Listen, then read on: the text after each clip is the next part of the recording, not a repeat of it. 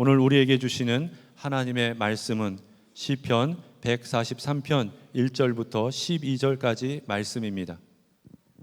주님, 내 기도를 들어주십시오. 애원하는 내 소리에 귀를 기울여 주십시오. 주님의 진실하심과 주님의 의로우심으로 나에게 대답해 주십시오. 살아있는 어느 누구도 주님 앞에서는 의롭지 못하니 주님의 종을 심판하지 말아 주십시오. 원수들이 내 목숨을 노리고 뒤쫓아와서 내 생명을 땅에 짓이겨서 죽은 지 오래된 사람처럼 흑암 속에서 묻혀 살게 하였습니다.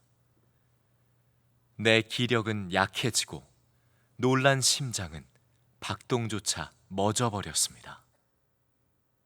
내가 옛날을 기억하고 주님의 그 모든 행적을 돌이켜보며 주님께서 손수 이루신 일들을 깊이 깊이 생각합니다. 내가 주님을 바라보며 내 두 손을 펴들고 기도합니다. 메마른 땅처럼 목마른 내 영혼이 주님을 그리워합니다. 주님, 나에게 속히 대답해 주십시오. 숨이 끊어질 지경입니다. 주님의 얼굴을 나에게 숨기지 말아 주십시오. 내가 무덤으로 내려가는 자들처럼 될까 두렵습니다. 내가 주님을 의지하니 아침마다 주님의 변함없는 사랑의 말씀을 듣게 해 주십시오. 내 영혼이 주님께 의지하니 내가 가야 할 길을 알려주십시오. 주님, 내가 주님께로 몸을 피하니 내 원수들에게서 건져주십시오. 주님은 나의 하나님이시니 주님의 뜻을 따라 사는 길을 가르쳐 주십시오. 주님의 선하신 영으로 나를 이끄셔서 평탄한 길로 나를 인도하여 주십시오. 주님, 주님의 이름을 위하여 나를 살리시고 주님의 의로우심으로 내가 받는 모든 고난에서 내 영혼을 건져 주십시오. 주님은 한결같이 나를 사랑하시니 내 원수들을 없애 주십시오. 나를 억압하는 자들을 멸하여 주십시오. 나는 주님의 종입니다. 오늘 예배 드리는 중에 여러분의 마음에 회개의 문이 활짝 열려지게 되기를 축복합니다. 우리가 하나님이 기뻐하시는 그런 참 복 있는 신앙생활을 하려면 그 시작이 언제나 진정한 회개라는 사실을 잊으시지 마시기를 바랍니다. 다윗이 참 귀했던 것은 그가 어려운 일을 만날 때, 고난이 닥칠 때마다 그 반응하는 태도가 참 고귀했던 것입니다. 다윗은 사람을 탓하거나 환경을 탓하기 전에 먼저 내 죄가 이런 어려움을 자초한 것은 아니었나 하고 자기 자신의 죄를 돌아보았습니다. 이 시편 143편은 다윗의 아들 압살롬이 반역을 일으켰을 때 다윗은 정말 진퇴양난의 큰 수렁에 빠진 것 같은 어려움을 겪었을 때 다윗은 이것이 내 죄 때문에 일어난 일이구나 하는 사실을 깨닫고 하나님 앞에 정말 회개에 애통하는 기도를 드렸던 시편이 이 시편 143편입니다. 다윗은 이 시편에서 자기의 죄를 솔직히 고백을 합니다. 2절에 보면 살아있는 어느 누구도 주님 앞에서는 의롭지 못하니 주님의 종을 심판하지 말아 주십시오. 이 말은 모든 사람이 다 죄인이잖아요 하는 그런 뻔뻔스러운 그런 고백이 아니고 이스라엘의 왕인데, 다윗이 지금 자기가 이스라엘의 왕인데 왕인 나도 역시 죄인입니다. 그런 아주 진솔한 자신의 죄에 대한 자백이었습니다. 사실 다윗은 이런 압살롬의 반역을 통해서 마음에 크게 두려워하는 죄가 있었습니다. 그것은 부하 우리아의 아내를 간음하고 임신이 되었다는 소식을 듣고 그리고 그 부하를 죽게 만듭니다. 참 끔찍한 죄를 지었죠. 그 죄 때문에 하나님이 이런 징계를 내게 주시는구나. 다윗은 그렇게 생각했습니다. 그리고 정말 하나님 앞에 처절하게 참회의 기도를 드린 겁니다. 지금 다윗은 대단히 어려운 처지에 빠져 있습니다. 그 내용이 3절 4절에 나옵니다. 원수들이 내 목숨을 노리고 뒤쫓아와서 내 생명을 땅에 짓이겨서 죽은 지 오래된 사람처럼 흑암 속에서 묻혀 살게 하였습니다. 내 기력은 약해지고 놀란 심장은 박동조차 멎어버렸습니다. 거의 죽은 거나 같이 되었다는 겁니다. 그런 기가 막힌 어려운 처지에 빠졌지만 이 회개가, 다윗이 하나님 앞에 드렸던 이 회개로 인하여 다윗은 건짐을 받습니다. 그리고 가장 위대한 왕으로서 그의 삶을 마칠 수가 있게 됩니다. 여러분 중에는 다윗이 그런 끔찍한 죄를 지었어요?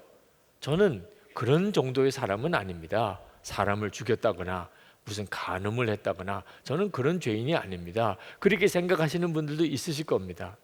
그러나 여러분이 그렇게 생각하는 것 자체가 얼마나 무서운 것인가를 알아야 합니다. 한때 우리 한국에 대단히 유명했던 부흥사였던 이성복 목사님은 설교 때마다 아주 자주 말씀하신 것이 사람이 죄를 지어서 지옥에 가는 게 아니라 회개하지 않아서 지옥에 가는 것이라 그렇게 말을 했습니다. 여러분, 죄인이라고 하면 우리 모두가 다 죄인입니다. 그런데 다 죄인이지만 어떤 사람은 회개하는 사람이 있고 어떤 사람은 회개하지 않는 사람이 있습니다. 여러분은 어떤 축에 들어가십니까? 정말 회개하는 사람에 들어가십니까? 나는 큰 죄를 짓지 않았어. 살인죄도 짓지 않았고 간음죄도 짓지 않았어. 물론 그런 죄를 지은 사람이 있다면 아마 지금 그 죄책감이 있으실 겁니다. 정말 나는 정말 죄인이야. 그런 자의식이 분명할 겁니다. 그런 죄를 지었으니. 그런데 나는 그런 죄는 짓지 않았어. 그런 사람들은 자기는 특별한 죄인이 아니라고 생각한. 정말 그럴까요? 정말 특별한 죄인이 아닐까요? 저는 예수님 안에서 거듭났을 때 그때 제게 일어난 가장 놀라운 변화가 제가 얼마나 큰 죄인인가에 대해서 깨닫게 된 겁니다. 이것은 절대로 겸손의 표현이 아닙니다. 저는 솔직히 제가 그렇게 큰 죄인이라는 사실에 대해서 전혀 생각도 못했고 상상도 못했습니다. 제가 살면서 보니까 진짜 나쁜 사람들도 많고 그리고 반듯하고 깨끗하고 정직하고 그렇게 사는 사람들도 있더라고요. 세상은 두 부류의 사람이 뚜렷이 갈라지더라고요. 문제는 그 중에서 나는 어느 쪽에 속하냐고 생각을 할 때 저는 괜찮은 사람 쪽에 속한다고 생각했습니다. 저는 특별하게 큰 죄를 지은 사람이라고 생각하지 않았습니다. 근데 그것이 얼마나 큰 죄인가를 주님이 저에게 깨우쳐 주셨습니다. 주님을 바라보는 눈이 뜨이고 그리고 제가 제 영혼이 거듭나는 순간에 가장 충격을 받은 것입니다. 예수님께서 말씀하신 말씀 중에 바리새인과 세리의 기도에 대한 말씀이 나옵니다. 바리새인과 세리는 완전히 다른 부류의 사람입니다. 바리새인은 아주 당대에 경건하기로 소문난 사람, 세리는 아주 죄인으로 사람들의 손가락질을 받던 사람입니다. 그런데 하나님께 드리는 기도가 바리새인은 나는 저 세리 같지 않음을 감사합니다. 하나님, 나 저런 더러운 사람은 아닙니다. 세리는 감히 얼굴도 들지 못하고 하나님, 나는 죄인으로소이다. 그렇게 기도를 드렸습니다. 그때 예수님께서 말씀하셨습니다. 바리새인이 세리보다도 더 큰 죄인이라는. 도대체 무슨 죄인이라는 겁니까? 바로 그것. 나는 저 세리 같지 않습니다. 나는 저런 나쁜 사람이 아닙니다. 나는 경건하고 의로운 사람입니다. 그게 바로 큰 죄라는 것입니다. 하나님 앞에서 도대체 바리새인과 세리가 무슨 차이가 있겠습니까? 다 똑같은 죄인인데 바리새인은 나는 세리 같지 않다고, 나는 저런 나쁜 사람이 아니라고, 그 교만의 죄, 남을 판단하고 정죄하는 죄가 그 세리가 지은 죄보다 더 무서운 죄라는 것입니다. 그게 바로 저의 죄였습니다. 바리새인이 가졌던 죄. 나는 나쁜 사람의 부류가 아니야. 나는 괜찮은 사람이야. 그게 얼마나 큰 죄라는 사실을 하나님께서 그날 깨우쳐 주셨어요. 저를 보는 눈이 뜨였고 사람을 보는 눈이 열렸습니다. 여러분 중에는 나름대로 자신이 교양이 있다고 생각하고 배우기도 많이 했고 그리고 특별히 잘못한 것도 없이 그렇게 잘 살고 있다고 생각하는 분들이 있으실 겁니다. 그런 사람들 중에 죄인을 바라보는 눈이 아주 날카로운 분, 그리고 상종하기 싫어하는 마음, 나는 그런 사람과 엮이기 싫어, 나는 저런 사람이 부류가 아니야, 완전히 나는 다른 사람이야, 그런 생각을 가지고 계신 분들이 이 자리에 있으실 겁니다. 여러분 아셔야 됩니다. 그게 온갖 윤리적인 죄를 짓는 사람보다 훨씬 무서운 죄입니다. 하나님 앞에 섰을 때 기절할 정도로 무서운 죄인 것입니다. 여러분은 진짜 구원받은 사람입니까? 그걸 어떻게 알 수 있습니까? 언제 자기가 지옥에 갈 수밖에 없는 그런 죄인이었는지를 깨달았는지를 확인해 보면 알 수가 있습니다. 교회는 이렇게 나오지만 자기가 지옥에 떨어질 만큼 그렇게 심각한 죄, 그렇게 악한 사람이라는 것에 대해서는 동의하지 않는 사람들이 있습니다. 지금 이 자리에도 있으실 겁니다. 나도 죄는 지었죠. 그러나 아주 작은 죄들만 지었습니다. 그런 사람들도 있으실 겁니다. 바로 그 영적인 상태가 얼마나 두려운지를 알아야 합니다. 죄에 대해서 그렇게 생각하니까 우리의 죄를 지시고 십자가에 죽으셨다는 예수님의 그 십자가를 바라보아도 별로 마음에 감동이 없는 겁니다. 예수님 한 분이면 충분하다, 잘 이해가 안 되는 겁니다. 지옥에 떨어질 수밖에 없는 자가 예수님의 십자가의 은혜로 구원받았음을 진짜 믿게 되면 예수님 한 분이면 충분합니다. 구원받았다는 것 그거 하나로 하나님 저 더 받을 것도 없어요, 다 주셨어요, 충분해요, 이렇게 고백이 되는 것입니다. 요즘에 고위공직자들이 청문회를 거치는 일을 봅니다. 그때마다 나는 나쁜 짓을 저지르지 않았습니다. 나는 뭐 다른 사람이 다 하는 그런 정도의 일만 했습니다. 자기 죄를 감추고 그리고 덮으려고 연연하는 것을 봅니다. 심지어는 그런 자신의 과거가 다 드러날까 봐 그런 고위공직자의 자리에 올라오라고 그렇게 요청을 받아도 한사코 거부하는 사람들도 많다는 이야기를 들었습니다. 그런데 여러분, 사람의 청문회를 피한다고 그게 다행일까요? 사람들이 괜찮다고 해서 그게 괜찮은 것일까요? 여러분, 진짜 두려운 게 뭔지 알아야 합니다. 지은 죄가 드러나지 않아서, 그래서 진짜 특별히 회개할 어떤 계기도 없었고 그것 때문에 당하는 특별한 고통도 없이 그렇게 편안하게 죽어서 하나님 앞에 서게 되는 것이, 그게 진짜 두려운 것입니다. 여러분, 하나님 앞에 서게 되면 어떤 일이 벌어지는 줄 아십니까? 마귀는 참수하는 자라고 그랬습니다. 우리가 지은 죄를 절대로 마귀가 그냥 호락호락 넘어가지 않습니다. 국회에서 하는 무슨 청문회 비교도 안 됩니다. 우리의 모든 죄를 다 들추어내서 저자는 죄인입니다, 저자는 지옥에 가야 마땅한 자입니다, 아주 악에 바쳐서 마귀들이 여러분들을 참수하는 것을 아셔야 합니다. 견딜 수 있겠습니까? 그때를 준비했습니까? 그냥 덮어서 지나간다고 그게 덮어지는 게 아닙니다. 여러분, 다윗이 정말 복을 받은 이유는 그가 죄가 없어서 그런 게 아닙니다. 다윗은 하나님 앞에서 정말 정직하게 자기 죄에 대해서 공개적으로 회개하는 사람이었습니다. 눈물로, 밤마다 눈물로 침상을 적시며 회개하던 사람이에요. 그래서 하나님께서 그 다윗을 그렇게 쓰실 수가 있었던 것입니다. 우리가 다윗의 회개에서 정말 배울 수 있는 또 하나의 교훈은, 다윗은 회개할 때마다 하나님이 정말 용서해 주신다는 확신을 가지고 있었다는 사실. 다윗은 하나님 앞에 혹시 이것이 내가 바세바와 간음하고 우리아를 죽인 것 때문에 하나님이 징계하시는 것입니까? 그러나 하나님, 제가 진심으로 하나님 앞에 회개했습니다. 하나님, 저를 심판하지 말아 주십시오. 그렇게 하나님 앞에 탄원의 기도를 드릴 때 다윗은 하나님의 진실하심과 하나님의 의로우심에 의존하여 하나님께 대답을 구했습니다. 1절에 보면 주님의 진실하심과 주님의 의로우심으로 나에게 대답해 주십시오. 여러분, 회개하려면 하나님의 자비와 하나님의 용서와 하나님의 사랑에 의존해서 용서를 구해야 하잖아요. 그래야 용서 받을까 말까 하잖아요.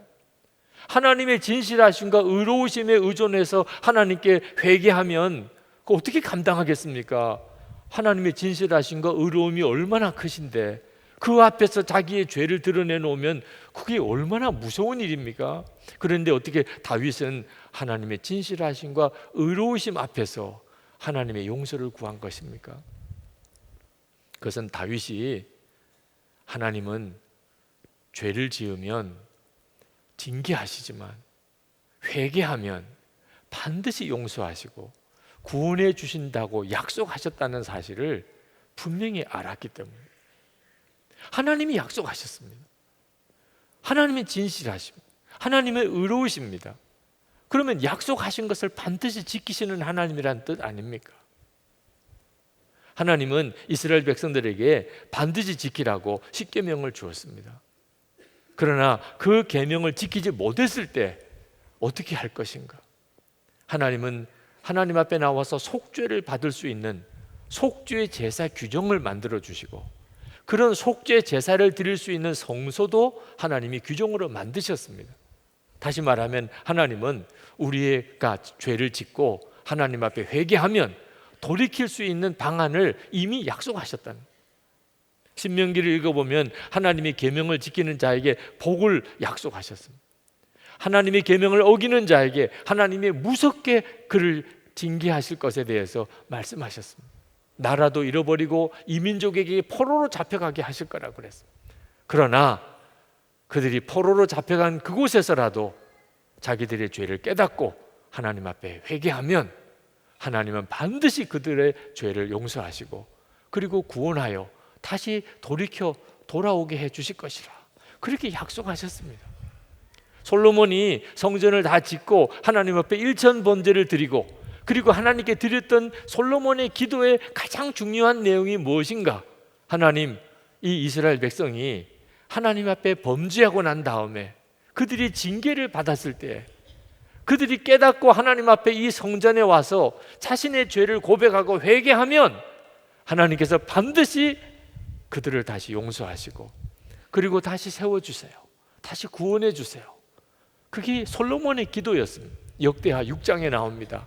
그리고 역대하 7장에 하나님께서 그 솔로몬의 기도에 그렇게 하겠다 하시는 하나님의 응답으로 하늘에서 불이 내려서 그 솔로몬이 준비한 제물을 다 불태워 흠양하시고 하나님의 영광이 새로 지은 솔로몬의 성전에 가득하게 하셨다고 그랬습니다. 성경은 일관되게 말씀합니다. 하나님은 어떤 하나님이신가? 용서하시는 하나님이라는 겁니다. 느헤미야 9장 17절에 주께서는 용서하시는 하나님이시라 은혜로우시며 긍휼히 여기시며 더디 노하시며 인자가 풍부하심으로 그들을 버리지 아니하셨나이다. 하나님이 하나님의 진실하심과 의로우심에 호소하는 것은 하나님이 그렇게 약속하지 않았습니다. 하나님이 그렇게 말씀하시지 않았습니다. 하나님은 진실하시고 의로우시니 한번 약속하신 것을 어기는 하나님이 아니지 않습니까? 그러니 하나님 제 이 회개를 받아주소서. 그리고 받아주실 줄로 믿었던 것입니다. 하나님은 진짜 용서하시는 하나님, 하나님은 정말 사랑의 하나님이십니다. 그 증거가 십자가입니다. 그런데 이 십자가는 동시에 하나님은 진실하시고 의로우신 하나님이라는 증거이기도 합니다. 우리가 죄를 지었습니다. 하나님은 그래 괜찮아 없던 걸로 하지 뭐 얼마든지 그렇게 하실 수도 있는 하나님이십니다. 그런데 하나님은 진실하시고 의로우신 하나님이시기 때문에 그렇게 하실 수가 없었습니다. 그래서 우리가 지은 죄를 하나님의 독생자 예수 그리스도께서 그 죄를 지시고 십자가에서 피 흘려 죽으셔야만 됐습니다. 하나님의 진실함과 의로우심의 상징입니다. 하나님은 절대로 죄를 그냥 넘기시지 않으십니다. 그런데 하나님께서 우리의 죄를 예수님이 지고 십자가에 죽게 하셨다면 이제는 다시 우리의 죄로 인하여 우리를 심판하지 않으셔야 그게 의로우신 거죠. 만약에 하나님이 우리를 다시 심판하신다면, 그렇다면 하나님은 똑같은 죄로 2번 벌하시는 일이 되잖아요. 하나님이 진짜 진실하시고 의로우시니 예수님의 십자가로 우리의 죄를 심판하셨으면 이제는 누구든지 예수님 안에 있는 자는 용서하시고 구원하시고 회복하시는 하나님이신 게 그게 당연한 일이죠. 그러므로 우리가 하나님 앞에 나와서 회개할 때마다 우리 안에 분명히 가져야 될 믿음은 반드시 용서하신다. 내가 회개를 안 하면 어떻게 할 수가 없지만 내가 회개하면 하나님은 반드시 용서하신다. 그리고 나를 다시 세우신다. 나를 다시 일으키신다. 그 확신을 가져야 합니다. 그래서 다윗이 하나님 앞에 담대하게 기도합니다. 5절에 보면 다윗은 지난 날을 가만히 돌아봅니다. 깊이 생각했다고 그랬습니다. 지난 날 하나님은 나에게 어떤 하나님이셨나? 언제나 은혜로운 하나님이셨습니다. 자기가 소년이었을 때 들판에서 양떼들을 위하여 밤을 샐 때, 사자와 곰이 달려올 때, 그 사자와 곰과 싸울 때 그때 하나님은 자기를 지켜주셨습니다. 골리앗과 싸울 때 자기가 비록 소년이었지만 하나님은 그때도 하나님이 자기에게 은혜로우셨습니다. 사울 왕이 아주 미쳐서 자기를 죽이려고 쫓아다닐 때 그때도 하나님은 자기를 은혜로 지켜주셨습니다. 심지어 자기가 우리아를 죽이고 그 안에 밧세바를 취했을 때, 그런 끔찍한 죄를 지었을 때, 하나님 앞에 눈물로 자기의 죄를 솔직히 고백했을 때 하나님은 그 눈물의 제사를 받아주셨습니다. 시편 51편 17절에 하나님께서 원하시는 제물은 찢겨진 심령입니다. 오 하나님, 주님은 찢겨지고 짓밟힌 마음을 멸시하지 않으십니다. 하나님은 정말 회개를 받아주셨어요. 그래서 다윗은 지금도 하나님께서 내 이 참회의 기도를 받아주신다, 그걸 믿을 수가 있었어요. 그래서 그는 하나님께 메마른 땅에 단비를 기다리는 것처럼 주님을 갈망합니다. 6절에 내가 주님을 바라보며 내 2손을 펴들고 기도합니다. 메마른 땅처럼 목마른 내 영혼이 주님을 그리워합니다. 그렇게 끔찍한 죄를 짓고 그리고 이렇게 어려운 처지에 빠진 다윗이 하나님 앞에 회개하면서 정말 원했던 것은 내 영혼이 주님을 그리워하는 것입니다. 주님과 함께 그렇게 아름답게 교제하던 그때가 너무 그립습니다. 그때로 돌아가게 해주세요. 단순히 압살롬의 반역에서부터 내 생명을 건져달라는 게 아닙니다. 다윗이 진짜 원했던 것은 주님이었습니다. 정말 대단하잖아요. 이게 진짜 회개예요. 다윗의 회개가 어떤 것인가? 도대체 어떻게 다윗이 회개했기에 하나님은 다윗을 그렇게 용서하시고 그리고 다윗을 그렇게 위대한 왕으로 끝까지 그를 지키셨나? 숨이 끊어질 것 같은 다급한 처지에서도 다윗이 정말 원했던 것은 아침마다 주님의 사랑의 말씀을 듣는 것이었어요. 8절에 내가 주님을 의지하니 아침마다 주님이 변함없는 사랑의 말씀을 듣게 해주십시오. 다윗은 회개하면서도 하나님의 품으로 파고들었습니다. 9절에 주님, 내가 주님께로 몸을 피하니 내 원수들에게서 건져주십시오. 그렇게 끔찍한 죄를 짓고 그러고도 하나님의 품에 파고듭니다. 왜? 하나님은 용서하여 주시는 하나님이신 걸 믿었으니까. 회개하면 하나님은 언제나처럼 나에게 은혜로우시고 사랑의 하나님이심을 진짜 믿었기 때문에. 이것이 바로 다윗의 위대함이에요. 다윗에게 회개는 이런 회개였어요. 다윗은 그냥 울고 불고 좌절에 빠지고 슬픔에 사로잡히고 절망하고 그러지 않았어요. 그도 눈물로 밤마다 침상을 적셨지만 그는 하나님의 품으로 더 파고들었습니다. 우리도 그렇게 해야 합니다. 우리의 회개는 이런 회개여야 합니다. 가룟 유다도 예수님을 은30에 팔고 회개했어요. 근데 어떻게 했습니까? 스스로 목숨을 끊어버렸어요. 그것도 자기 죄를 깨달은 거죠. 자기 죄에 대해서 고통스러워한 거죠. 그런데 그냥 스스로 목매달아 죽었어요. 그건 그를 구원하는 회개가 아닙니다.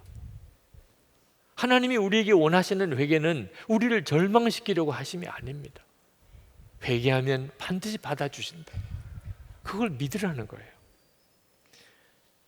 11절에 주님의 이름을 위하여 나를 살리시고 주님의 의로우심으로 내가 받는 모든 고난에서 내 영혼을 건져주십시오.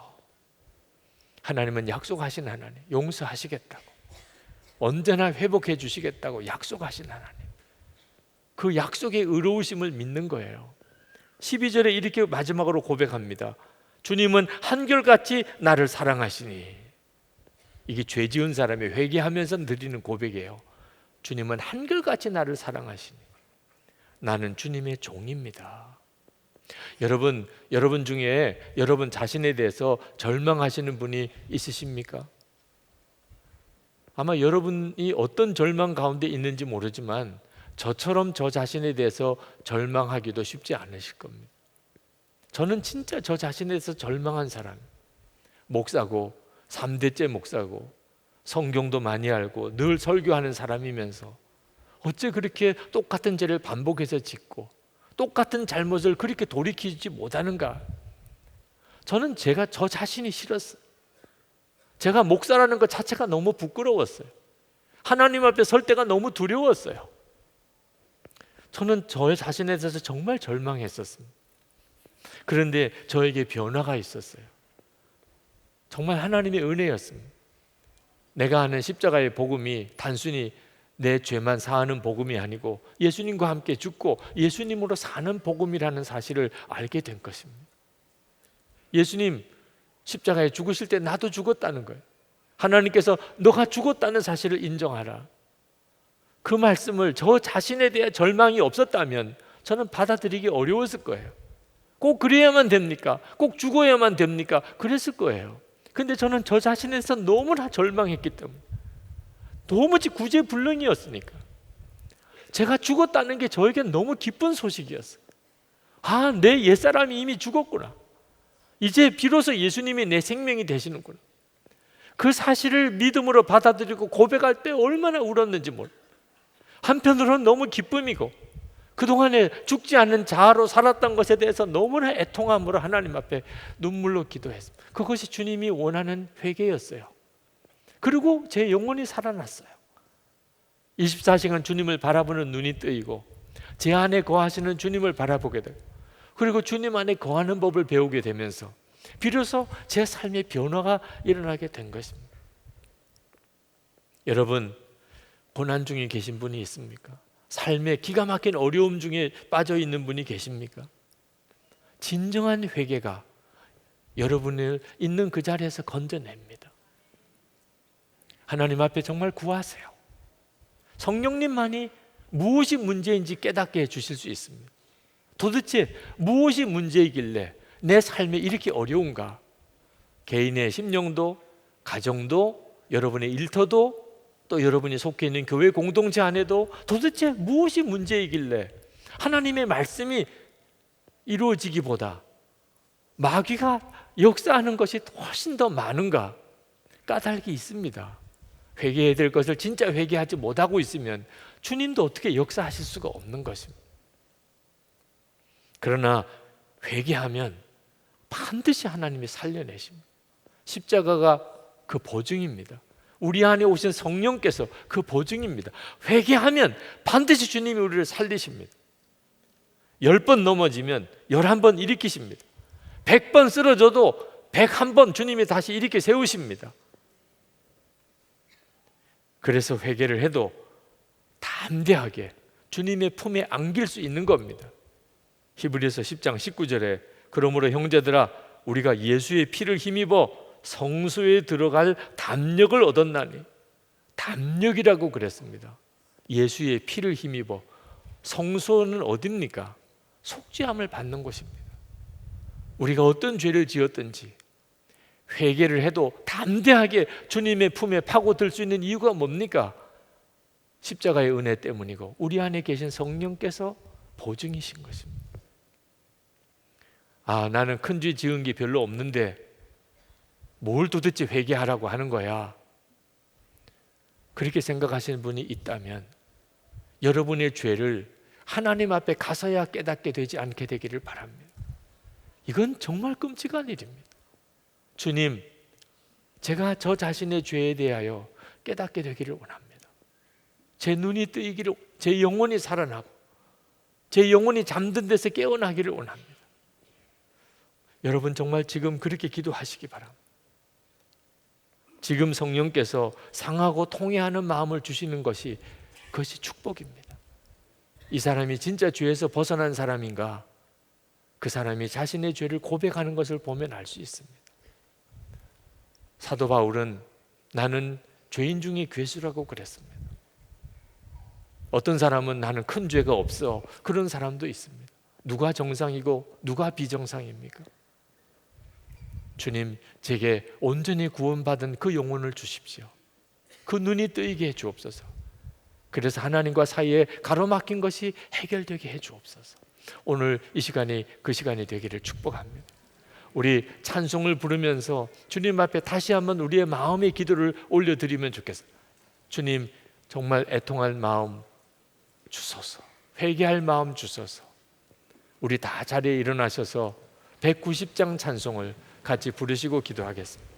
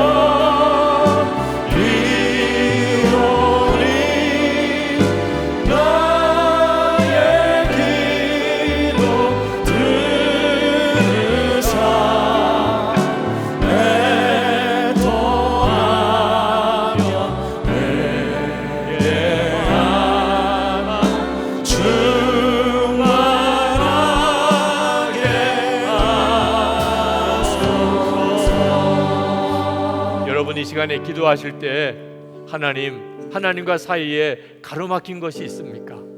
성령께서 그걸 깨닫게 해 주옵소서. 회개할 마음, 애통할 마음 주님 저에게 부어 주옵소서.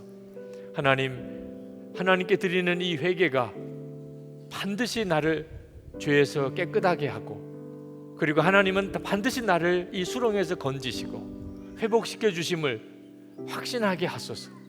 주님의 진실하심과 주님의 의로우심으로 나의 회개를 받아 주옵소서. 우리 다 같이 통성으로 기도하겠습니다. 은혜와 사랑에 충만하신 아버지 하나님, 놀라우신 하나님의 은혜와 하나님의 역사하심을 인하여 주님 앞에 간절한 마음으로 기도합니다. 오늘도 이 예배를 드리는 모든 성도들, 주여 이 말씀을 붙잡는 성도들을 하나님 그 삶의 수렁에서 건지시고 그 파멸에서 구원해 주시기를 원합니다. 애통하며 회개할 마음 주셔서 하나님과 사이에 가로막힌 것, 하나님의 은혜가 흐르지 못하는 것, 하나님의 능력이 막힌 것을 하나님 해결되게 하여 주옵소서. 하나님 주께서 알게 하소서. 성령께서 깨닫게 하소서. 다윗처럼 진실하게 주님 앞에 하나님 통회하며 자복하며 나가게 하소서. 회개하며 자복하는 성도들 주님 마음의 심령에 하나님의 용서하심과 주님의 회복하심에 대한 확신을 주시기를 원합니다. 주님을 갈망하며 주의 음성 듣기를 원하며 하나님 주님의 품에 파고 들어가는 사랑하는 성도들을 건지시고 그 가정을 건지시고 그 일터를 건지시고 하나님 그 교회를 회복시켜 주시기를 원합니다. 은혜의 역사, 충만한 하나님의 놀라우신 역사 부으시고 또 부어주시기를 주님 간절히 기도합니다. 주여 나의 주여 함께 하소서. 역사하소서. 주님 감사합니다. 은혜와 사랑이 많으신 하나님, 오늘 이 예배를 드리는 모든 성도들 위해, 오늘 이 말씀을 붙잡는 성도들 위해 하나님의 놀라운 은혜를 덮으소서. 하나님, 파멸 가운데 말할 수 없는 절망적인 처지에서 하나님 앞에 참회의 기도를 드렸던 다윗의 그 애통한 심령, 회개할 마음 오늘 우리에게도 주옵소서. 우리의 삶의 공공, 가정과 일터에서 무너질 대로 무너진 난감한 처지에서 하나님을 바라봅니다. 하나님과 사이에 가로막힌 것이 무엇이 있습니까? 하나님이 역사하실 수 없는 이유가 있습니까? 하나님 그것을 알게 하소서. 하나님, 우리가 하나님 앞에 정말 회개해야 될 것 있으면 깨우쳐 주소서. 성령께서 알게 해주소서. 애통하고 회개할 마음 가지고 주님 앞에 나가는 성도가 되게 해 주옵소서. 하나님, 사랑하는 성도들이 주님 앞에 눈물로 회개하며 진심으로 하나님 회개할 때 주여 다윗에게 허락하셨던 그 믿음 주소서. 주님은 반드시 우리를 용서하시고 우리를 구원하시고 우리를 다시 회복시키심을 확신하게 주옵소서. 우리가 주님을 사모합니다. 하나님, 날마다 주님의 음성 듣기를 원합니다. 우리가 회개하며 좋으신 아버지의 품으로 파고 들어갑니다. 주님께 우리의 삶 전체를 맡깁니다. 주여 받아주소서. 힘들고 어렵고 난감하고 좌절하고 절망 가운데 두려움 속에 있는 이들이 다 오늘 건짐을 받게 하소서. 놀라운 주님의 구원을 경험하게 주시옵소서. 오늘도 우리의 마음을 담아 하나님 앞에 예물을 봉헌해 드립니다. 하나님께 감사하며 주님을 향한 뜨거운 사랑과 헌신을 드리는 성도들에게 주여 은혜를 그리고 복을 주셔서 심령에는 주를 바라보는 눈을 뜨게 하시고, 그리고 하나님 저들의 가정 안에 하나님의 은혜의 놀라운 회복을 주시고 가족들 안에 주 안에서 하나 되게 하시고 우리의 자녀들에게 주여 복을 주시고 성도들의 기업에 힘을 더하여 주옵시고 먹고 입고 사는 것뿐만 아니고 돕고 베풀고 그리고 살려내고 도와주며 그렇게 살 수 있게 하시기를 원합니다. 병든 이들을 이 시간에 주의 손으로 사로잡아 깨끗하게 고쳐주소서. 예배하고 돌아갈 때 병에서 노임을 받게 하여 주시옵소서. 하나님, 하나님께서 이 교회를 사랑하셔서 교육관을 짓고 다음 세대의 신앙을 물려주는 중요한 일을 시작하게 하시고 그리고 건축 허가가 나오게 하시니 감사합니다. 이를 위해 수고한 모든 건축위원들에게 주 은혜를 더하시고 성도들의 기도에 놀라운 역사를 더하셔서 아름다운 건축이 마무리되어질 수 있게 하소서. 하나님, 이 땅에 교회와 성도들에게 새로운 부흥을 주셔서 찢어질 대로 찢어지고 갈라진 이 사회와 이 나라를 하나 되게 만드는 일에 교회를 사용하시고 성도들을 통하여 이 나라가 하나님이 기뻐하시는 거룩한 나라가 되게 하여 주옵소서. 하나님, 북한에 억류되어 있는 김국기 목사님, 김정욱 목사님, 최충길 선교사님 속히 건져주소서. 북한 주민들에게도 자유를 주시고 그리고 복음을 들려 주옵소서. 그날이 속히 오게 하여 주옵소서.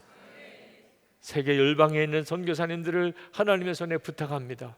변함없는 주님의 은혜와 사랑으로 붙잡으소서. 하나님, 어디서 무슨 사역을 하든지 항상 주님이 동행하소서. 하나님과 사이에 막힘이 없게 하소서. 주의 보혈로 늘 정결함을 허락해 주옵소서. 오늘도 주께 나와 예배하고 돌아가는 모든 이들에게 주 예수님의 은혜와 하나님의 사랑하심과 성령의 교통하심이 충만히 함께 하시기를 축원하옵나이다. 아멘.